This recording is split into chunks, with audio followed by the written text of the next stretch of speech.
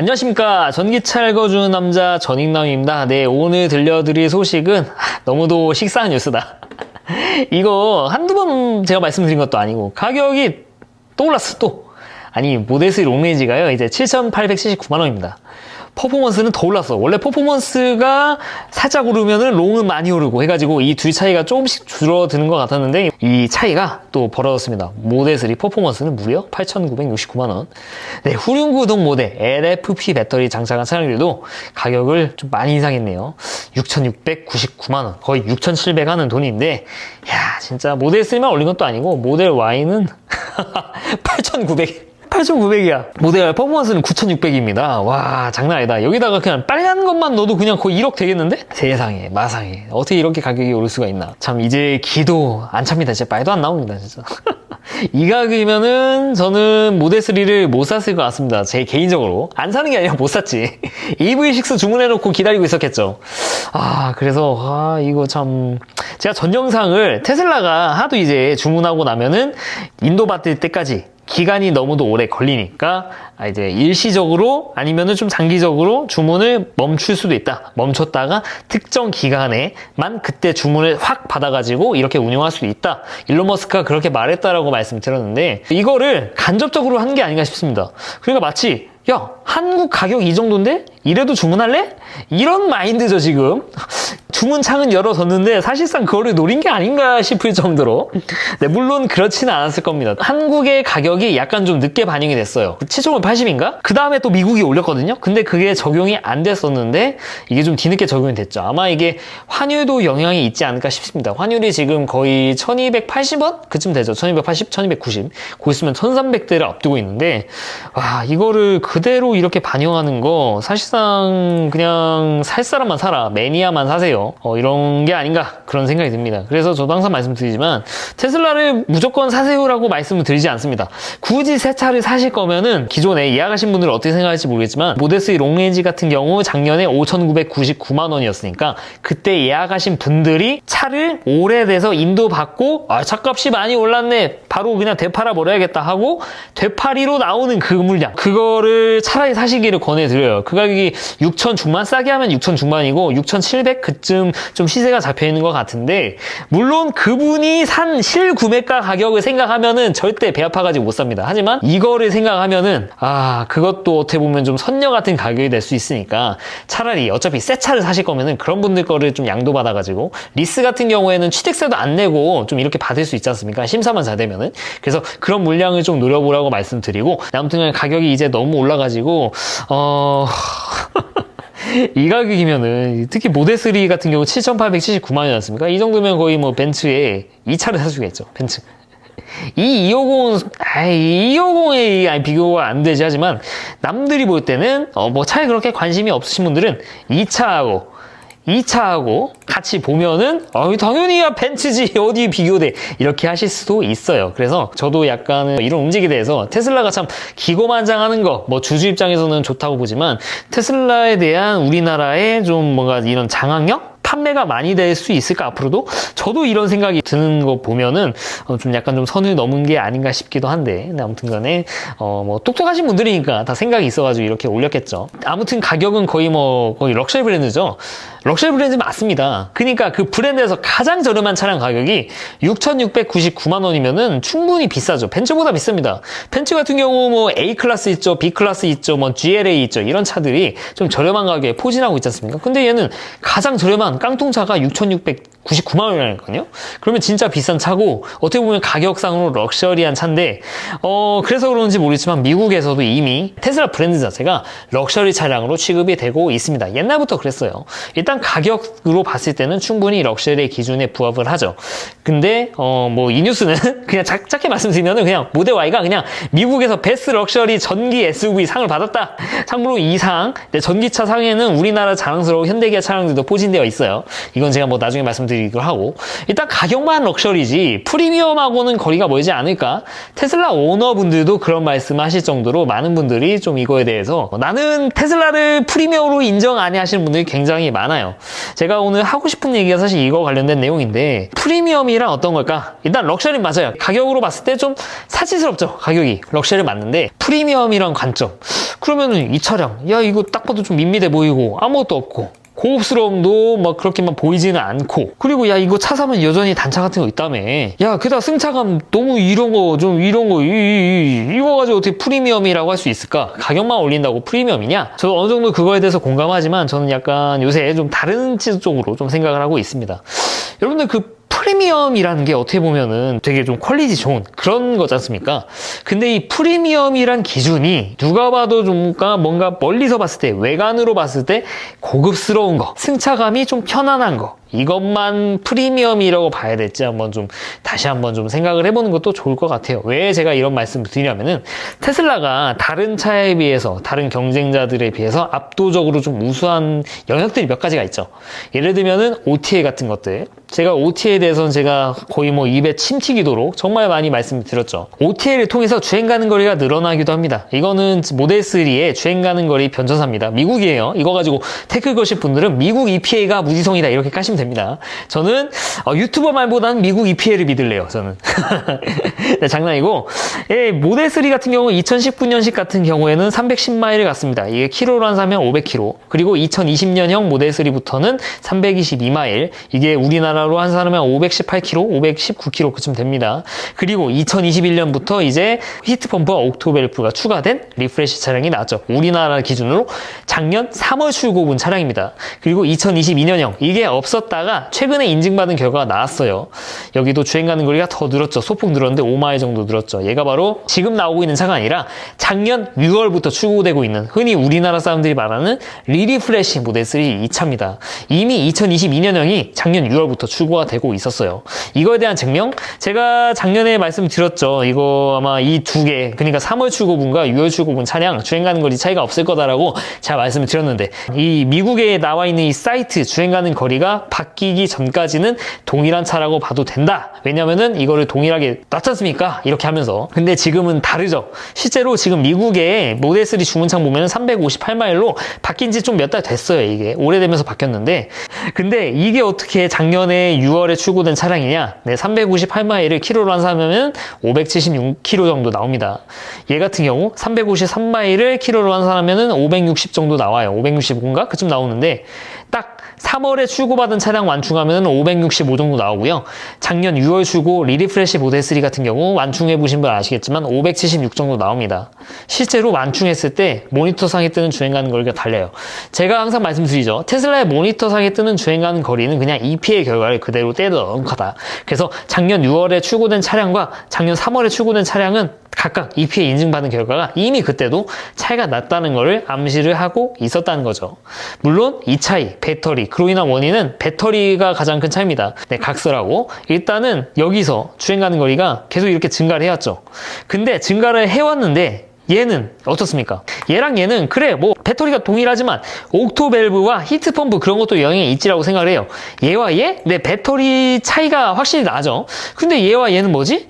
뭔가 하드웨어적으로 다른가? 네, 물론 테슬라 같은 경우는 주별로 1단위로도 들어가는 부품이 달라진다고 할 정도로 계속 공정을 계속 좋게 만들고 있습니다. 차가 계속 좋아진다는 거죠. 물론 원가 절감 그런 것도 들어가긴 하지만요.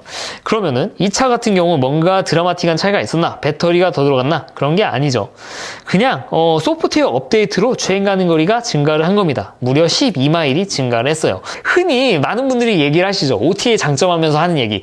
야, 테슬라는 OTA를 통해서 주행 가는 거리도 늘려줄 정도로 OTA가 정말 대단하다 하고 예시를 드는 게 바로 이 사건입니다. 2019년형과 20년형 되면서 주행 가는 거리가 증가한 거. 이 차는 주행 가는 거리가 증가를 안 했냐? 네, 증가를 했습니다. 네, 증가를 했고요. 제 차 같은 경우 만충하면은 500km 나와요. 여기에 있는 데이터가 나오는데 실질적으로 이 데이터가 맞다. 어떻게 하면 주행 가는 거리를 늘릴 수 있나? 결과적으로 효율을 좋게 하는 많은 로직들이 들어갔겠죠. 예를 들면은 대표적으로 회생제동이라든지 모터의 출력 이런 것들도 제어할 수도 있죠. 뭔가 실사용 구간에서 최고의 전비가 나올 수 있도록 이런 것들. 제가 왜 이런 말씀 드리냐면은 실제로 계속 이렇게 전비가 좋아진다는 거죠. 그러니까 제가 처음 차를 받았을 때 차의 거동이 지금하고 좀 많이 다르다는 거죠. 특히 회생제동 같은 경우. 테슬라는 이렇게 OTA를 통해서 옛날의 찬사, 특히 2019년에 출고받은 차량들도 계속 주행 가는 거리를 늘려져 왔습니다. 지금 이 차 같은 경우 주행 가는 거리가 310마일, 2020년은 322마일로 이렇게 나와 있지만 실제 이 두 개 차량을 지금 다시 인증을 받게 되면 이거보다 무조건 높게 나올 가능성이 대단히 높습니다.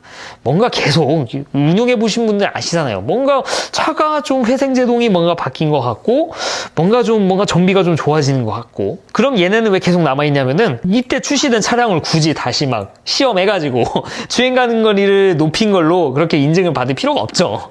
지금 이런 차가 나오고 있는데, 그래서 옛날에 나온 차량들도 OTA를 통해서 전비가 좋아지거나 이런 효율이 좋아지는 이런 혜택 같은 거를 느낄 수 있다는 거죠. 계속 이런 거를 업그레이드 받을 수 있는 거. 물론 하드웨어, 히트펌프, 옥토밸브, 배터리 추가 이런 거는 어떻게 보면 논의 여기이지만 그래도 할 수 있는 소프트웨어적으로 제어할 수 있는 거는 OTA를 통해서 똑같이 제어가 된다는 거죠. 그러면은 이거는 이제 이때 차를 산 사람들이 가장 개이득이죠, 개이득. 물론 이득은 아니죠. 물론 여기 가면서 좋아진 게 있지만. 그래도 누가 멀리서 보면은 이 차랑, 지금 출고되고 있는 차량이랑 구분이 안 돼요. 특히 크롬 딜리까지 해버리면은 아예 구분이 안 됩니다. 그러면은 이거는 프리미엄일까? 어떻게 보면 지금 옛날에 차를 산 사람들도 뭔가 구형이 되듯이 그렇게 버려놓는 게 아니라 계속 이렇게 기술적 지원을 해주는 거. 여러분, 이거는 프리미엄일까요? 아닐까요? 이런 거를 프리미엄 관점에서 보면은 나머지 벤츠, BM, 아우디, 현대, 기아, 그 밖에 포르쉐라든지 이런 브랜드, 이런 차들은 이런 면에서 프리미엄일까? 그냥 비교도 안 되는 수준이죠. 되게 이게 차를 산 사람에게 디자인의 변화도 최소화하고, 물론 이것에 대해서 싫어하시는 분이 계실 수도 있어요. 최근 출고를 받으신 분들. 근데 그분도 몇 년 지나면은 저와 같은 생각 하실 겁니다. 차가 옛날에 출고받은 차도 똑같이 이런 지원을 받고 계속 업데이트가 되는 거, 저는 이거 정말 큰 프리미엄이라고 생각을 하고 있습니다. 그래서 이런 면에서 봤을 때 테슬라는 프리미엄이다. OTA 압도적인 거, 이런 것도 프리미엄이고. 그리고 두 번째, 이번에는 충전 인프라에 대해서 이건 너무 말씀드려가지고 너무 좀 날로 먹는 느낌도 있지만, 여러분들 테슬라 슈퍼차저 충전하는 경험을, 특히 다른 차 타시는 분들은 테슬라를 좀 빌리셔가지고 한번 좀 경험해 보시는 것도 좀 좋을 것 같아요. 정말 이게 편하거든요. EQS 차량이 충전하고 있어요. 근데 충전하는데 EQS 같은 경우 DC 콤보를 탑재한 그런 규격을 탑재한 차량이죠. 근데 충전할 곳 없죠. 테슬라 같은 경우에는 급속 충전하려면은 정말 이렇게 많이 깔려있는 슈퍼차들이 있습니다. 예정지들도 굉장히 많아요. 근데 2억을 주고 살 수 있는 이 프리미엄 오브 럭셔리 프리미엄 오브 럭셔리 이런 전기차가 충전하려면은 이런 충전기, 거대한 충전기 가가지고 절대 한 손으로 못 듭니다. 이거 한 손으로 절대 못 들어요. 두 손으로 잡고 낑낑 대가지고 꽂아요. 그리고 결제창 올려가지고 이거 카드 찍고 하고. 근데 그 와중에 오류까지나. 오류 3번, 4번 연속으로 나는 벤츠 오너분 영상을 봤는데, 제가 다 안타깝더라고. 저거는 좀 벤츠 코리아가 충전 사업자들하고 좀 쿵짝쿵짝 하는 이런 궁합 같은 거 좀 맞추고 차를 팔아먹던지. 네, 물론 이건 테슬라도 아직은 완벽하지 않아요. 근데 그나마 잘하고 있죠. 지금 벤츠나 BM이나 아우디나 궁합 작업을 지금 잘 하고 있나 모르겠어요. 그러니까 지금 배터리가 얼마 안 남아가지고 20-30km밖에 못 가는데, 가는 곳마다 충전기 에러 생기고 뭐하고 인증 안 되고, 충전구는 또 참 이런 거 보면은 과연 이게 브랜드는 프리미엄인데 뭔가 이거를 충전하려는 이런 경험 자체가 프리미엄일까? 그 반면 테슬라는 그냥 가죠. 특히 아울렛 같은 데는 가면은, 테슬라 가면은 충전하러 오셨습니까? 어서 옵시다 하고 딴 차들 주서 있는데 테슬라는 프리패스하는 그런 상황들도 가끔 연출이 돼요. 가가지고 충전기 그냥 한 손으로 들어가지고 버튼 누르면은 충전구에 대해 손댈 필요도 없어. 그냥 띠용 하고 열려. 그냥 쭉 자동으로 띵.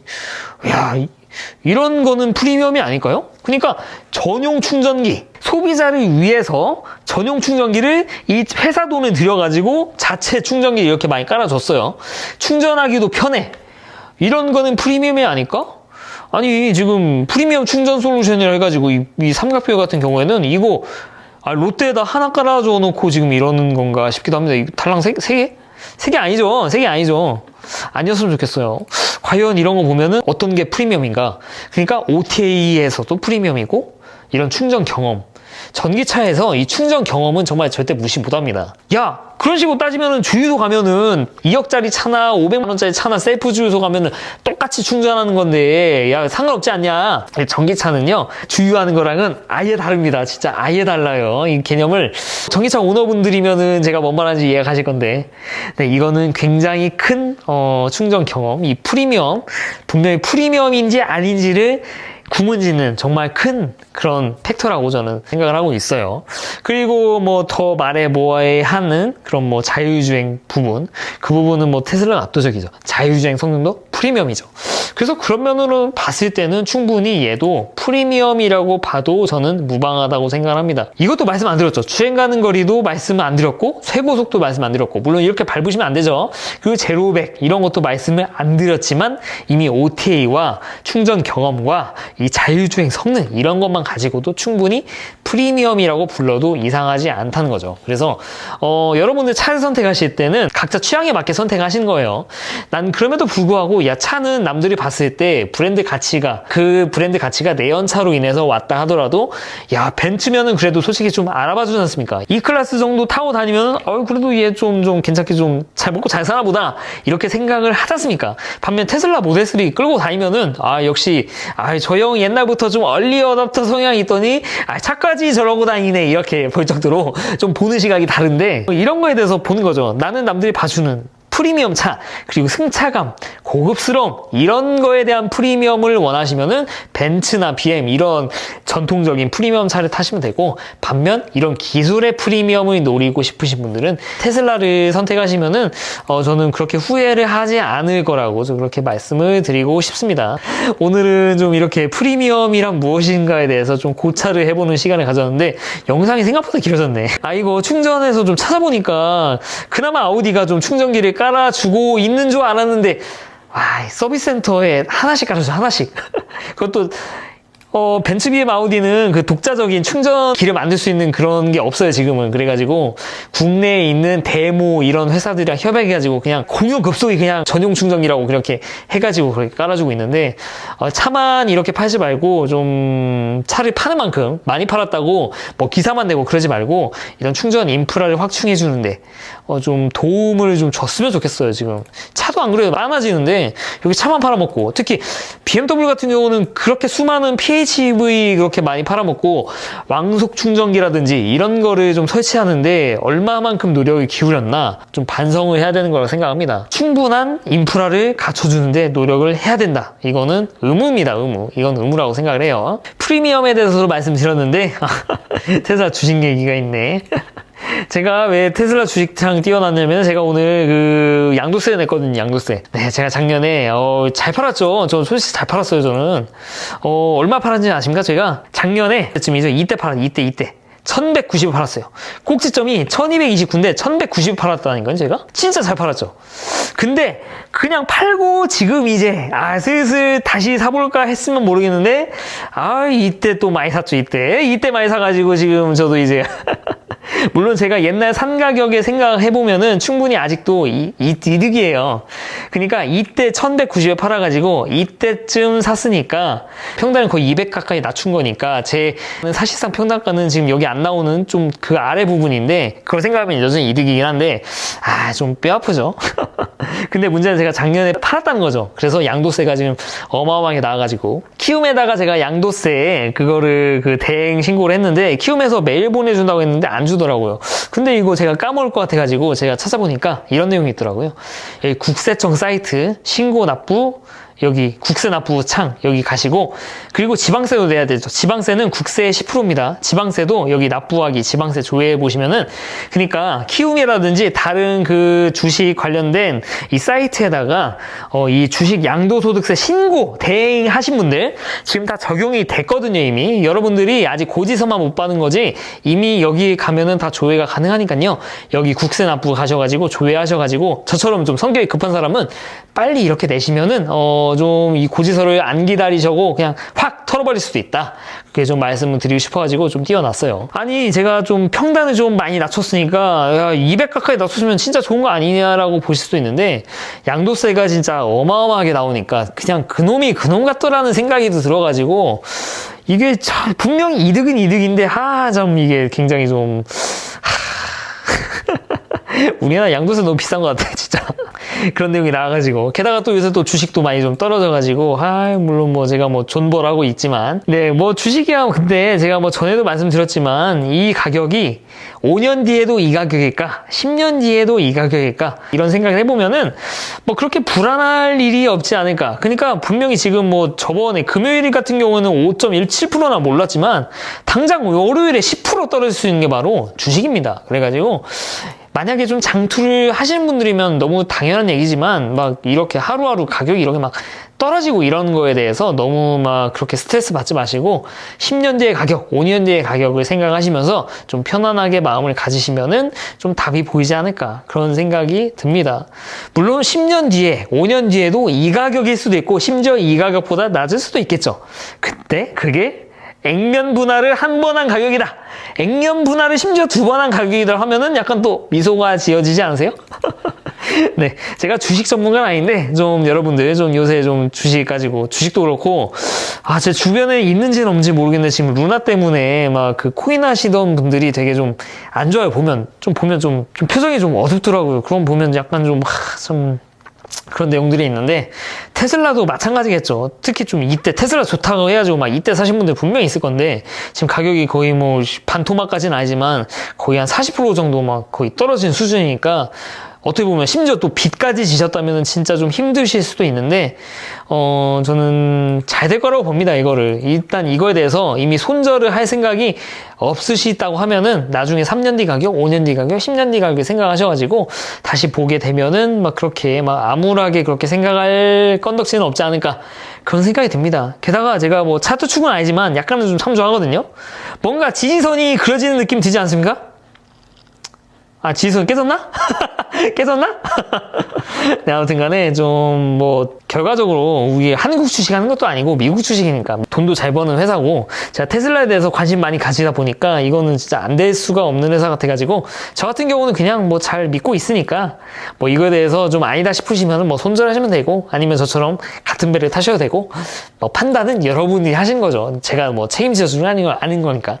다만 그냥 좀 희망으로 좀 돌릴 수 있게 좀 도움 드릴 수 있는 거 이것도 제 역할이 될 수도 있는 게 아닌가 싶어가지고 이렇게 좀 말씀을 드렸어요.